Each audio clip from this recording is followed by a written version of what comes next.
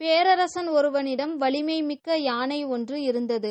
போர்க்களம் செல்லும் போதெல்லாம் அதன் உடல் முழுவதும் வாட்கள் நிறைந்த கவசங்களால் மூடப்பட்டிருக்கும். அதன் வாலிலும் இரும்பு குண்டு ஒன்று இணைக்கப்பட்டிருக்கும். போர் சமயங்களில் அந்த யானையின் துதிக்கையில் அம்புபடாமல் இருக்க துதிக்கையை நன்றாக சுற்றி வளைத்து கொள்வதற்கு பழக்கியிருந்தான் பாகன். ஒரு நாள் போர்க்களத்தில் அரச யானை புகுந்து எதிரி படைக்கு பேரழிவை தந்தது.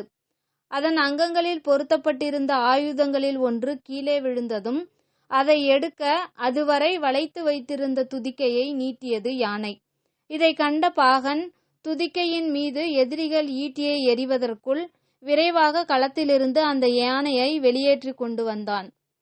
அரண்மனையில் அரசனை சந்தித்த பாகன், அரசே, நேற்றைய போரில் நமது யானை போர்க்களத்தில் சுருட்டி வைத்திருந்த தனது துதிக்கையை வெளியே நீட்டிவிட்டது. இனி அது போருக்கு பயன்படாது என்றான். அரசனும் அந்த யானையை இனி போரில் பயன்படுத்த வேண்டாம் என்று சொல்லிவிட்டார். துதிக்கையை சுருட்டி வைக்கும் வரைதான் யானைக்கு பாதுகாப்பு இருக்கும். தேவையில்லாத இடங்களில் துதிக்கையை சுருட்டி வைத்துக் கொள்ளும் யானையைப் போல அவசியமில்லாத இடங்களில் தங்களது நாவை கட்டுப்படுத்த வேண்டும். ஆம் நண்பர்களே, நாக்கின் நீளம் 3 அங்குலம்தான். ஆனால் அது 6 அடி மனிதனையும் கொன்றுவிடும். வெறுப்பிலும் கோபத்திலும் மகிழ்ச்சியில் கூட வார்த்தைகளை அளந்து பேசுங்கள்.